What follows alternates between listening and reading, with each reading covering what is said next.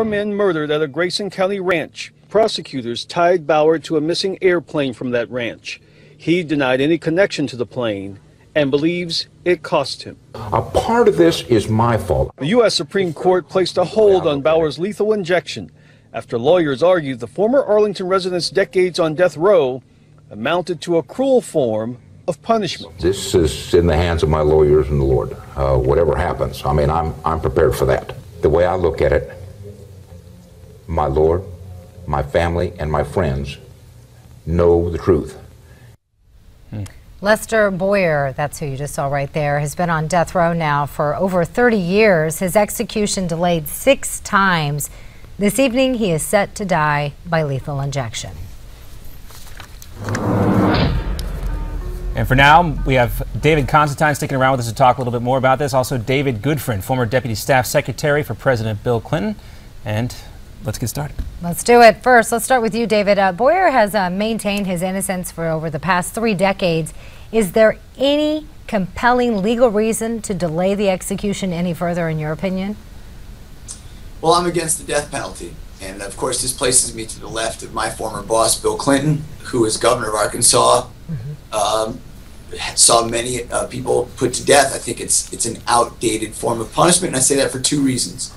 Number one, it's been shown to have absolutely zero deterrent effect on future crimes. You look at the states that do it and the states that don't, there really is no proof that the states that have the death penalty have a lower crime rate or that it deters anybody. And number two, these days we have DNA evidence that has proven so many people on death row to actually have been innocent that I think our legal system is too imperfect to play God and impart death to some. So I'm against the death penalty. I think any delay is good, and I think any continuance of any death sentence is good. Well, David, if you're to the left of President Bill Clinton on this issue, so is the entire Nebraska State House. They've been fighting over the death penalty, and state lawmakers there have now repealed that death penalty. They had to override a veto from Governor Pete Ricketts to do so. All this stems, of course, from the recent difficulty these states are having acquiring these drugs used in lethal injections. Some doctors and pharmacists have come out against the practice, too. And American support for the death penalty is at a 40-year low. So, Tim, should conservatives start to embrace this as part of their pro-life movement? Yeah, in fact, they are. I had a great conversation on my radio show a couple of weeks ago with a representative for conservatives concerned about the death penalty, about the action in Nebraska. And what they've laid out is that you can be conservative and be consistent and still be against the death penalty. And I happen to be one of those. I consider myself conservative, but I'm opposed. And there's a couple of reasons. If you just want to go, forget the moral reasons for a minute, but if you just want to follow the conservative methodology or the conservative way of thinking, it's far more expensive, it's far less efficient, it takes far more bureaucratic action, and it goes against, as you mentioned, the pro-life movement. So if you are truly conservative, you would think, as long as you follow all those principles, you'd be against the death penalty as well. You would think. But the polls seem to have some conflicting information. Pew Research poll, this is a recent one, said even though support is at a 40-year low among all Americans, 77% of Republicans remain in favor of capital punishment. So why do you think that is, Tim? Well, I think there is a human need for revenge. And that's just a human innate feeling that people feel very strongly. You see the bomber in Boston and you think, we got to get that guy. So I think it's a natural reaction. Doesn't make it right, but it makes a natural reaction.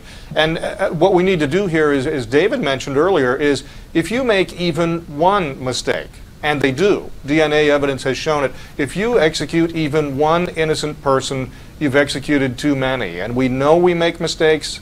So why would we intentionally move forward with it? And David, I could see this being an issue, a campaign issue in 2016. If I were Hillary Clinton, as part of my push to reform the criminal justice system, I would beat the Republican candidates over the head with this issue time and time again, especially the Catholic ones. Well, you've opened a couple issues there. First of all, I think Hillary Clinton has spoken about how the criminal justice system is broken, needs reform, is way too incarcerating of the African-American male community. There's a crisis there. More than any other industrialized nation, we have a larger prison population than any industrialized country. But you mentioned the Catholic Church. I want to focus on this for just a minute. I am not a Catholic, but I think the Pope and the leaders of the Catholic Church have drawn some very interesting parallels. They are saying you cannot be pro-life with respect to abortion and pro-death with respect to the death penalty. That's important. Also, I will tell you, if you do look at religious law, and I think a lot of conservatives draw a great deal of guidance from religious law, Christian law, the way that the death penalty was applied during biblical times, and it was applied during biblical times, but the burden of proof was so significant. Listen to what you had to do in order to... David, real quickly, we got about 30 seconds left to go, so if you want to make sure you have enough...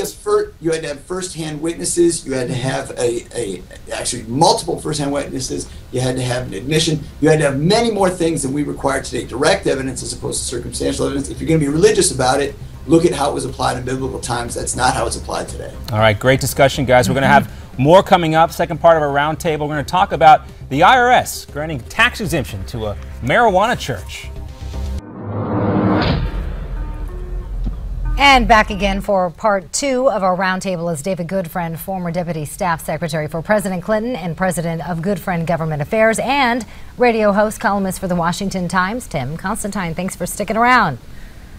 All right, you guys ready for some reefer? I had to say it because he was saying it during the commercial. Did that wake everyone up? I'm awake, Miranda. Okay, you ready? Maybe I'm asleep. Indiana has approved the first church of cannabis as a religious group, and the IRS has granted the group nonprofit status. The church's founder, Bill Levin, appeared on Newsmax TV. Take a listen to what he had to say.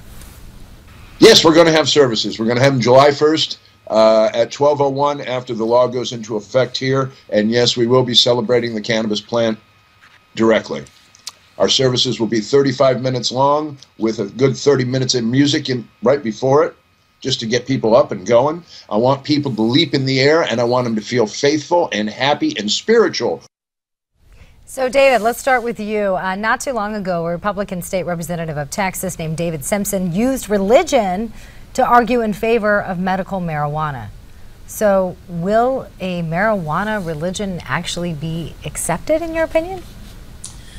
Well, I'd love to learn a little bit more about the facts here, because if you recall, there was a Supreme Court decision that denied nonprofit tax status for certain religious groups that they said were not bona fide religious groups. Because as you can imagine, a lot of groups, I'm sure, would love to be not required to pay taxes if they didn't have to.